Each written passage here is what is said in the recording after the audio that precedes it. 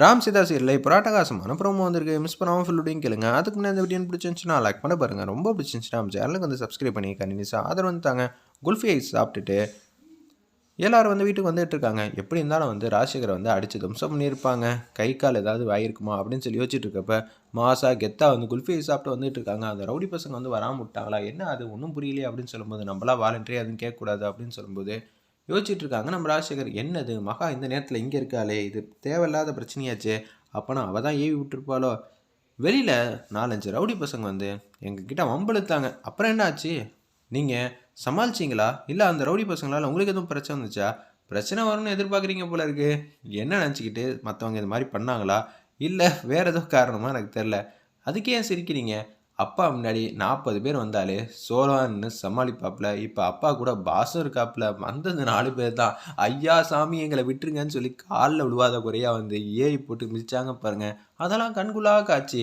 ஆமாம் சம்பந்தி, இங்கே வந்ததுக்கப்புறம் தான் என் புருஷன் இப்படியெல்லாம் அடிப்பாங்கன்னு எனக்கே தெரிஞ்சிச்சு. அடா பாவீங்களா, எத்தனை பேரை ஓட விட்டுருப்பீங்க. ராஜசேகரை சமாளிக்க முடியலையா?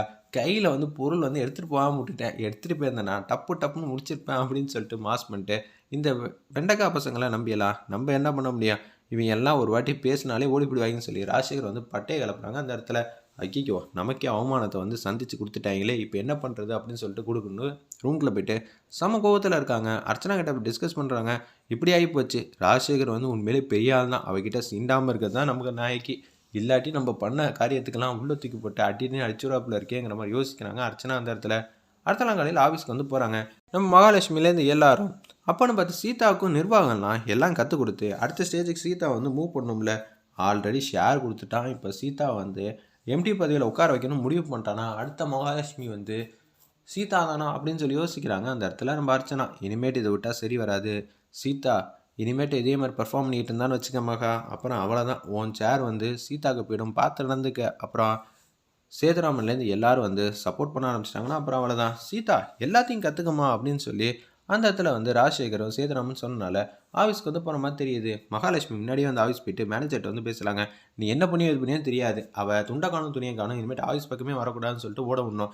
நான் எதுவும் பர்ஃபார்ம் பண்ண முடியாது சரியா, ஏன்னா வீட்டில் இருக்க எல்லாருக்கும் தெரிஞ்சிடும். அதுக்காக தான் அவள் 4ஆம் கிளாஸ் கூட படிக்கலை, நீ வந்து மிரட்டி உருட்டி வச்சிரு சரியா அப்படின்னு சொன்னேன். சரி மேடம் சொல்லிட்டீங்களே, 4ஆம் கிளாஸ் கூட படிக்காதவங்க என்னத்தை செஞ்சிட போகிறாங்க, நான் பார்த்துக்கிறேன் மேடம் அப்படின்னு சொல்லிட்டு கேவலமாக வந்து முடிவு எடுக்கிறாங்க. சீதா வந்து எவ்வளோ பெரிய மாதம் நமக்கு தெரியும், அந்த மேனேஜருக்கு தெரியல. கேஷுவலாக வந்து உட்காந்துட்டு இருக்கப்ப, மேடம் நீங்கள் வேலை பார்க்க வந்திருக்கீங்களா, வேலையெல்லாம் வந்து என்கிட்ட தான் கற்றுக்கணும்னு சொல்லியிருக்காங்க. நம்ம மகாலட்சுமியிலேருந்து எல்லாரும் கற்றுக்க வேண்டியது தானே, நீங்கள் என்ன படிச்சிருக்கீங்க அப்படின்னு சொல்லும்போது 4ஆவது வகுப்பு. ஓ அந்தளவு படிச்சிருக்கீங்களா, என்னது பேசுகிறது விதமே புரியலையே அப்படின்னு சொல்லும்போது, சரி பரவாயில்ல படித்தவங்க ஏதாவது வந்து கற்றுக் கொடுப்பாங்க, வெயிட் பண்ணி பார்ப்போம்னு சொல்லி யோசிச்சுட்டு இருக்கப்ப அவங்களுக்கு அசிஸ்டண்ட் ஒருத்தவங்க வராங்க.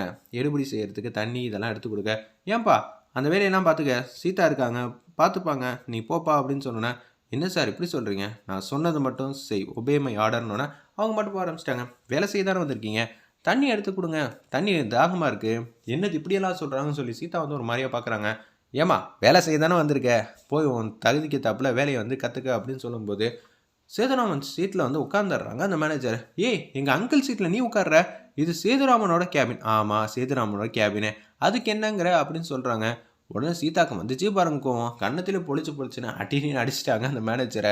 ஏய் அப்படின்னு சொல்லும்போது சீதா வந்து சும்மாவே கத்துவாங்க. அப்புறம் மேனேஜர் தப்பு செஞ்சுட்டு அடி வேற வாங்கிட்டு அவர் கத்துனா சும்மா இருப்பாங்களா, 10 மடங்கு கத்துறாங்க. ஆஃபீஸே வந்து அரள்ற மாதிரி தெரியுது.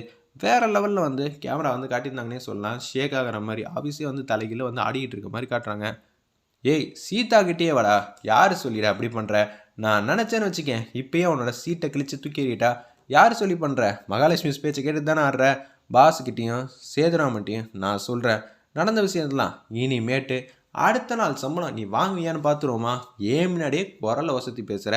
தண்ணி மட்டும் நீ என்கிட்ட கேட்டது பாஸுக்கு மட்டும் தெரிஞ்சிச்சின்னு வச்சுக்கேன், சேதுராமனாவது அடிச்சுட்டு உன்னை அமுச்சு விட்டுருவார். ஆனால் பாஸு உன்னை என்ன பண்ணுவான்னு தெரில. என் புருஷன் ஐபிஎஸ் அதிகாரி, இன்னொன்று எங்கள் அப்பா இப்போ கரண்ட்டில் போலீஸு, எடா நினச்சிட்டு இருக்கா அப்படின்னு சொல்லும்போது அவங்க ஐயோ 4ஆம் கிளாஸ் கூட படிக்கல, நம்ம உருட்டி மிரட்டி வச்சிடலான்னு பார்த்தா என்னது இப்படி ஆயிடுச்சுன்னு சொல்லி பயப்படுறாங்க. வெயிட் பண்ணி பார்ப்போம்.